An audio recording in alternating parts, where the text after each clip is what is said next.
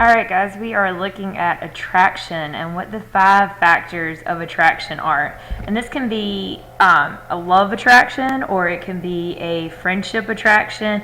Whatever it is, these are what attract people to other people. So the first thing is proximity, which I think this is changing a little bit as we get with the internet and social media, and we seem to be more connected. But what we still find is that people need that level of proximity, a geographic nearness. Because you go back to what we talked about earlier with the mere exposure effect, that repeated exposure to something breeds liking. So the more you are around somebody, the more you tend to like them. So for example, a rare white penguin born in a zoo was accepted after 3 weeks by other penguins just due to the proximity. So being close to other people kind of reflects that. I think that maybe you guys can see that at Spring Hill as, the people that you are brought to at Spring Hill with, you may be closer with because you see them every day in your classes, and some of your friends that maybe you left behind at some of your homeschool. So that geographic nearness is really important. The second thing is reciprocal liking. You are more likely to like someone who likes you, except in elementary school, because in elementary school, it's very much boys and girls and very separated. But we, think about some of the things that we have talked about over the course of this class. You're more likely to like people who mimic your behavior, people who look like you. That's why when you get older and you see older couples and you think, oh, they look alike. We like people who look like us.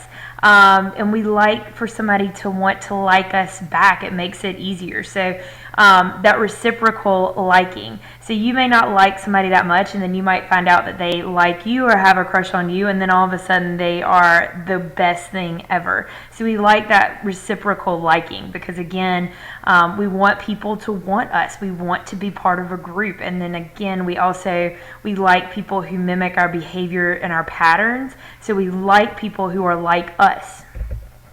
So that's what I was saying with similarity. Paula Abdul, she was wrong. Opposites do not attract. However, birds of the same feather do flock together. Similarity breeds content. We like people who are like us. If you want somebody to like you, you should start to mimic their patterns, their behavior. If they move their hands around a lot, you move your hands around a lot. You dress like them, you come into contact with them a lot. We like people. You have to show some of the same interest. You've got to have some commonality. We like people who are like us. Then you also have liking through association. So classical conditioning can play a part in attraction. So for example, if Mr. Kaplan loves Theo's wings, if he sees the same waitress every time he goes there, he's going to begin to associate that waitress with good feelings he gets from Theo's. So you like people through association. So if you like the salad bar in the cafeteria, and every time you go to the salad bar in the cafeteria you see the same people, you will begin to have this common bond, this common feeling together. And so you start to link the idea of the salad bar with liking this person. It's just what we talked about with classical conditioning earlier. And then obviously physical attractiveness is also a big factor in attraction. You have to find something physically appealing about the other person. So the hottie factor, that's what we're going to call it, the physical attractiveness. How do we rate physical attractiveness? Because physical attractiveness predicts dating frequency. People who are physically attractive date more. People who are physically attractive are usually perceived as being happier, healthier, more honest, successful than their less attractive counterparts. Not fair, but that's the way this works. So why? Why does this happen? What is beauty? How do we get it? What is it? Some people say that beauty is facial symmetry. For example, Halle Berry is supposed to be one of the most symmetrical people there is. she's beautiful. And so you also have like the ideas of beauty and culture. What is beautiful in one country may not be beautiful in another. It is different about what beauty is, and so that's a basis to it, the idea of culture. Our culture is really that different. In some degrees, like for example, people used to bind their feet. Women, a lot of times, high heels are associated with actually making people's legs longer, which is a sign of physical attractiveness. And, those are not always comfortable. Things like tattoos, body piercings, those kind of maybe span cultures. So you have to think about how different are our cultures. We look at beauty differently, but sometimes how different are those things? So what about love? Because if we're attracted, then how do we get love? So passionate love, there are a couple of different types of love. Passionate love is an aroused state of intense, positive absorption of another. It is all-consuming type of love. Then you have compassionate love, which is the deep, affectionate attachment we feel for those whom our lives are intertwined. So like compassionate love might be somebody that you don't necessarily find overly physically attractive, but that you are constantly together and your lives, you can't separate them. So you have this compassionate type of love for them. So typical pattern of results. What do people prefer when it comes to, are we going to be in passionate love with a lot of physical attraction? Or are we going to be in compassionate love where our lives are just so fully intertwined that we can't be separated, even though we may not find each other all that physically attractive? So we're going to sometimes I do something in class. We only have one boy this year, so I'm not sure exactly how that would work. But heights, females, you want somebody who's taller, older. Males typically prefer women who they want their mate to be shorter, younger, both average weight. Commitment. Females typically want somebody who's willing to commit long term. Males just want somebody who's ready to commit right now. Ambition. Women want somebody who has a high status, very ambitious. Men, they don't really care. When it comes to finances, again, men don't really care. A lot of times men want to be the breadwinner. Women want somebody who is financially secure. Both want somebody who is healthy. Women are willing to settle for somebody who is relatively attractive if they are ambitious and financially stable. Men want somebody who is very attractive. Ethics, strong integrity. Men typically, they're okay with some flexible ethics. Again, men are much more, we talked about this in the motivation unit, men are much more visual creatures. And so that attractiveness sometimes outranks everything else. And this is psychology. This is not Miss Amick talking. These are things that have all been shown to be true. Preferences across the cultures. I think this is just kind of interesting to look at. European American, men want trust, friendship, love, honesty. Again, women, trust, friendship, love, honesty. Those top four are kind of universal.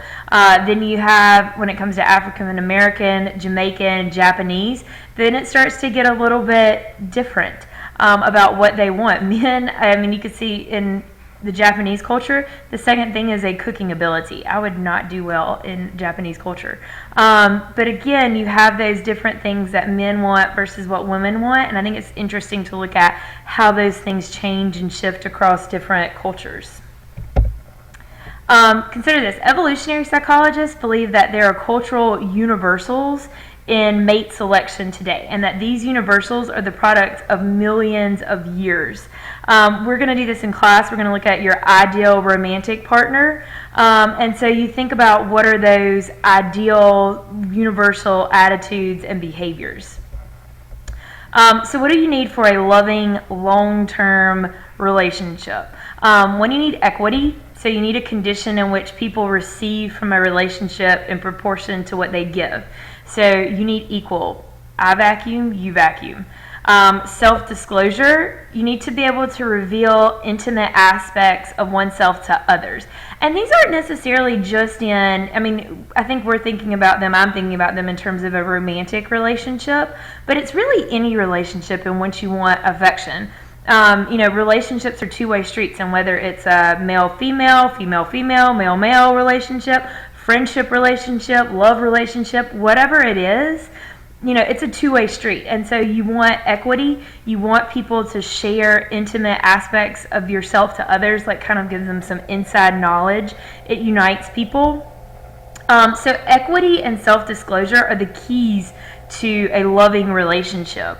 The authors of the trust scale suggest that predictability, dependability, faith are 3 elements of trust.